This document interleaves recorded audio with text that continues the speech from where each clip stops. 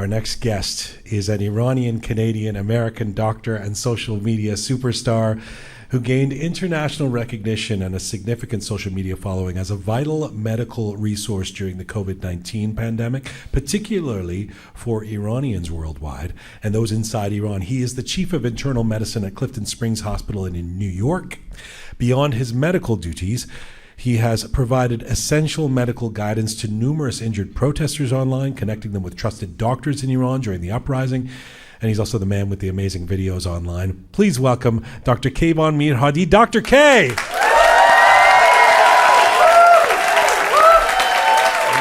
I cannot see anybody, so... Thank you for being here. This area is not unfamiliar to you, right? You're the big New York doctor, but you have some roots here? Yeah, I grew up in Richmond Hill, just outside Mickey D's down the street. So. You literally grew up outside McDonald's? That was the hangout. Put you there? That was the hangout place. So we kind of grew up Timmy's and Mickey D's. That's where we were at most of the time. So. You really are a Canadian. If you added Tim Hortons. I have to tell everybody this because I'm so touched by it. I asked you to be on this show a couple months ago. First of all, we've talked before on the program about your work ethic. You are remarkable just because you are a functioning doctor, who's, as far as I can tell, putting in more time than possible in terms of your medical duties. And at the same time, you provide these videos, many of which are not just you getting, likes and followers on social media, but providing a service for Iranians. So you're this, we've already talked about your work ethic. That said, you were working today, right? Yes. This morning. You were. He was being a doctor in New York this morning. Then you drove here. Drove down here, yep. With friend Kusha is sitting down there. He was Thank you, co-pilot Kusha. Right there, yeah. Thank you, Dr. K, for doing that, first of all. Thank you for having me. I wouldn't want to miss this. This is amazing. Thanks for having me. Well, what a joy it is to have you up here. And then you're going back to work tomorrow, right? Yes. Tomorrow I have to go back to work, yeah. Patients are waiting for me, so I got it. Yeah. If only my doctor felt the way you did. Well, I didn't tell my patients I'm coming here, so don't tell them. What's that? I didn't tell the patients I'm coming here. So. They'll never find out. What are you talking about? We're going to put these videos out. You know that, right? No, it's okay. There's other doctors. They cross-cover each other, so it's fine. Okay. The last time we had you on the show, you were helping desperate patients and doctors inside Iran during the uprising after the killing of Mahsa. At that time, you were describing the medical situation in Iran in terms of access, especially for those who were, dissidents or opposing the government, as being quite dire. Both doctors and patients couldn't find the medical care they needed and wanted.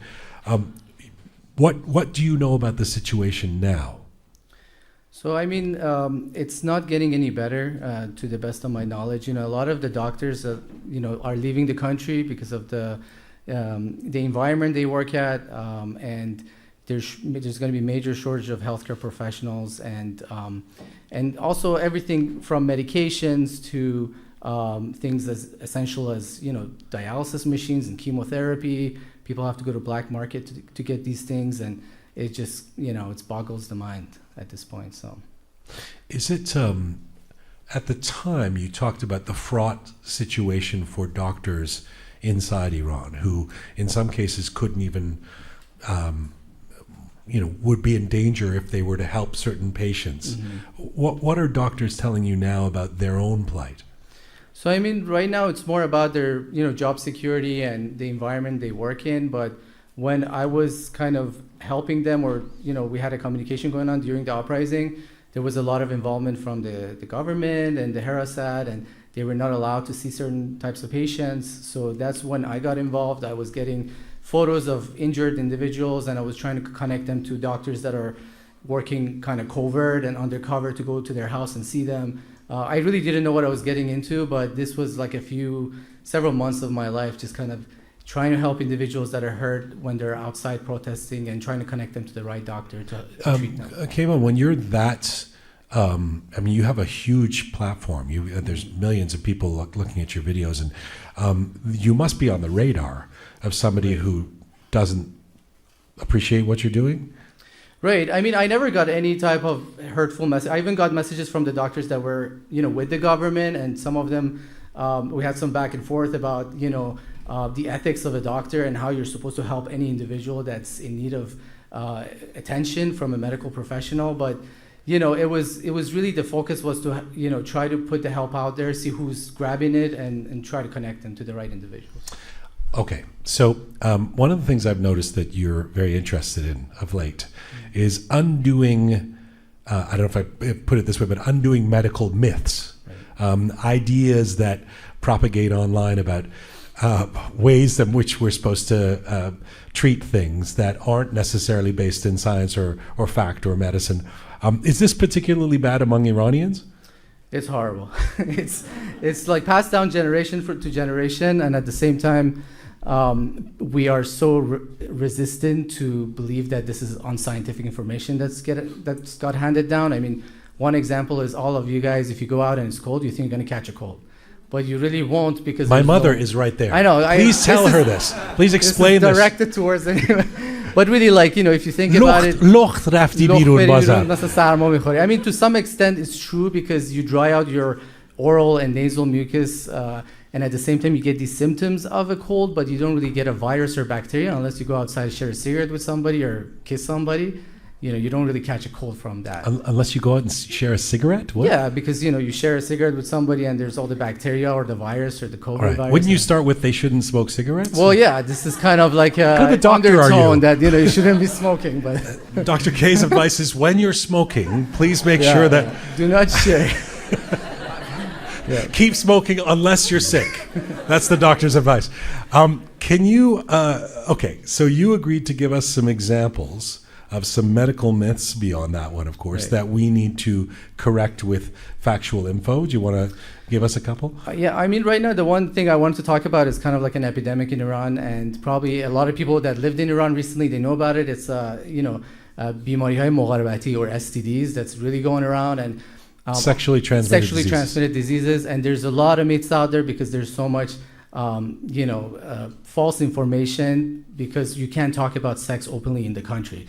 And one, the most common virus that's sexually transmitted is HPV. So this is I didn't even know about this. Herpes. Human papillomavirus, HPV. Oh. So when I opened the page, it kind of became, they call me Dr. Zigir Tanasoli. This is where, because thousands of questions. How does that translate? Doctor of the warts or something, and really thousands, I can say hundreds of thousands of questions talking about hundreds of thousands of questions. It's still coming if I show you my phone. And it says I just went to the swimming pool. I got a wart on my genital area. Why? And I'm like, well, you got it from your significant other or the person you were sleeping with last night. And it's not like you got. So, but people believe this. They say, okay, I go get lasered. I go to the swimming pool. I go to a nail salon. I'm going to get HIV. I'm going to get HPV. I'm like, no, this is not how it works. And a lot of people put out videos of most recent one I put out is a lady who's boiling her underwear, and they say, this is how you don't get recurrent infections, this is how you don't get HPV.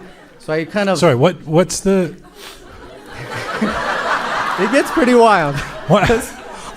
What's her prescription? What? So she starts the video by saying oh, do you throw your underwear in the machine wash? Oh no, it's wrong, you gotta boil it. So then she brings the pots and pans and puts it in the water and boils it. And then I make parody videos of this. So just to be clear, boiling the underwear... I mean, you're sanitizing it, but if you wear it and then take it off and have sexual relationships, you're still going to get that HPV. Right. Unless you boil it before and after. It doesn't get transmitted through underwear. Even if you do anything to the underwear, it doesn't do it. It's skin to skin. So. Okay. What else have they been saying? I mean, it's going back to COVID, there was a lot of myths about, putting Szechuan on your face, like a hair dryer to get rid of the virus, or drinking camel piss. And this is just if you go on if you see it, it's what happens if we drink camel piss? It cures the virus, the COVID virus. So this is a guy who actually shows in the video, takes the piss from the camel and drinks it. And then this was one thing I addressed. But it's just wild. Wait, hang on a second. Hang on. Slow down. You weren't expecting all this. No, I'm actually. I mean, part of me thinks it's a romantic idea that I drink the camel piss, and it cleanses me or something. So when you debunk this, what kind of pushback do you get? Does everybody just go, okay, the doctor has spoken, or do they push back and go, no, I think the camel piss actually... Well, no, actually the camel piss, there's a study about it that people were sending it to me, but it's like a laboratory study, and they were doing like on a mouse or whatever, so people don't really understand how the scientific process works, so they're like, no, you gotta drink camel piss. This is how you get rid of it. I'm like, no. How do we acquire the camel piss? Is there a... First you gotta find a camel. Need to have a camel. Yeah, a lot of them actually sell their products. So if you go watch the video, they say, "Oh, if you want the best camel piss, I can send it to your house." Like that's really how they do it. You want the upmarket camel piss, not the stuff that, like, not the downmarket stuff. The Khariji, like the best camel piss. All right.